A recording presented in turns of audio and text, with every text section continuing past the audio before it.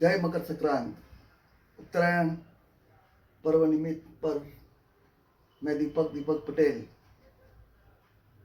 आपका दोस्त, आपका साथी, आज मैं ये बात बताने जा रहा हूं। Let's live,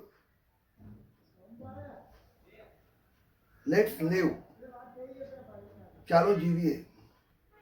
late live and let's live, चलो चलो जिए और जीने दे।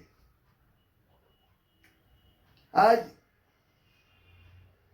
अपना सूर्यदेव उत्तर की ओर जा रहा है, एक संक्रांत हो रहा है। यही कामना करता हूं, यही आस रखता हूं कि हमारा देश भी वैसे ही प्रगति करता रहे और हमारा संविधान सलामत रहे। साथियों, भारत देश का संविधान वैसे ही हमारे हाथ में, हमारी गोद में नहीं आया है। इसके लिए बहुत सारे, ढेर सारे देशभक्तों ने बलिदान दिया है।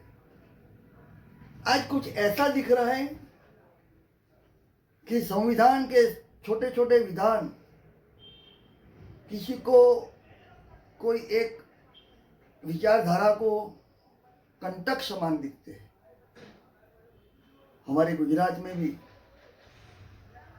आज कुछ ऐसा ही हो रहा है। मानो कि हमारे लोकतंत्र में, हमारे संविधान ने हमें जीने का अधिकार दिया है, जियो और जीने दो। मगर क्या हो रहा है? आज अगर कुछ गलत करो या मैं कुछ गलत करूं तो आपको मेरा विरोध करने का अधिकार है। आप कुछ गलत करो तो मैं भी आपका विरोध करता हूं, करूंगा, करता रहूंगा, मगर वो भी विनम्रता से, संविधान के माध्यमों से। दोस्तों, ये अहिंसा का देश है। सत्य का महिमा यहाँ सत्यमेव जयते। सत्य को कोई हैरान कर सकता है, परेशान कर सकता है, सत्य कभी मरता नहीं है। हमारा संविधान भी सत्य है, आसमान पे लिखा हुआ एक लेख है। हमारी गीता, हमारे कुरान, हमारे बाइबल से बड़ा हमारा धर्म ग्रंथ हमारा संविधान है। मगर आज हमारे गुजरात में क्या हो रहा है?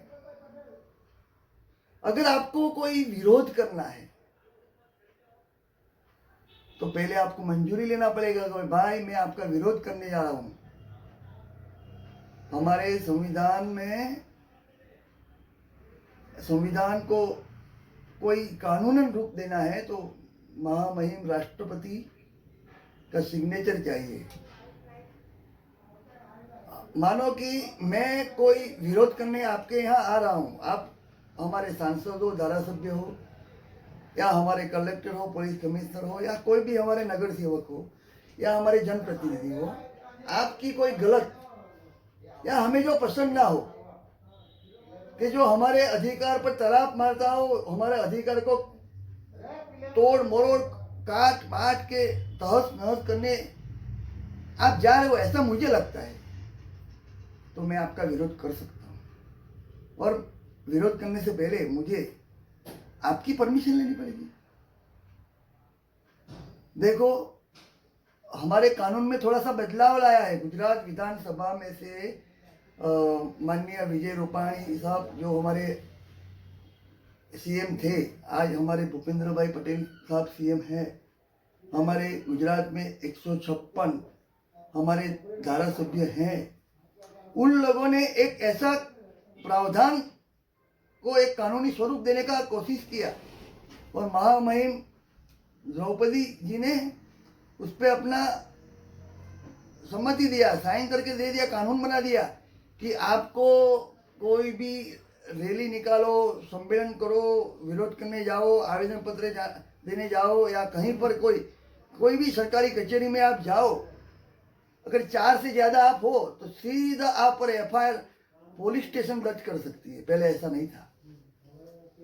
पहले हम मानो कि 2-4 बस भर के या 200-400 आदमी कोई विरोध प्रदर्शन करने निकले तो पुलिस हमें ले जाती थी, हमें रोकती थी, हमें उठा कर ले जाती थी, डिटेन करती थी और छोड़ देती थी।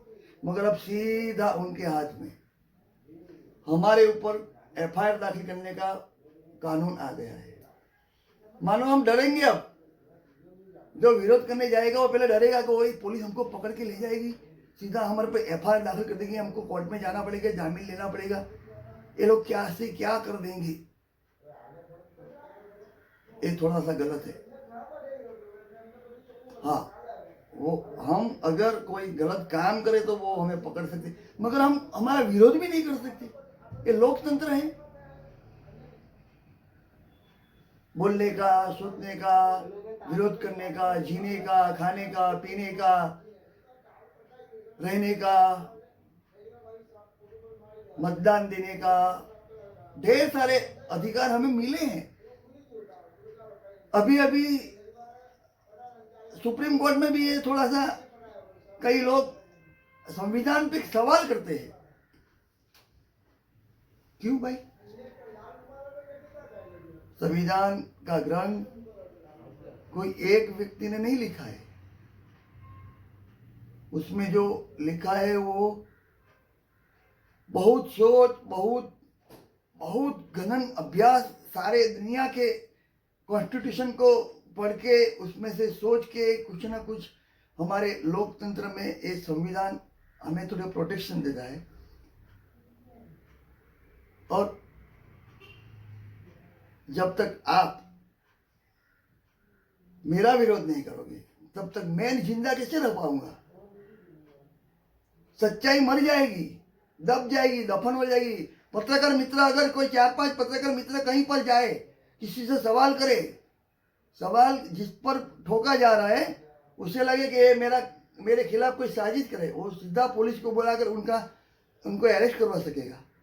ऐसा दोस्तों, हम सूरत में अगले मंडे को 16 तारीख को माननीय पुलिस कमिश्नर साहब, जिला कलेक्टर साहब की कचहरी पर 10:30 बजे इकट्ठे होंगे।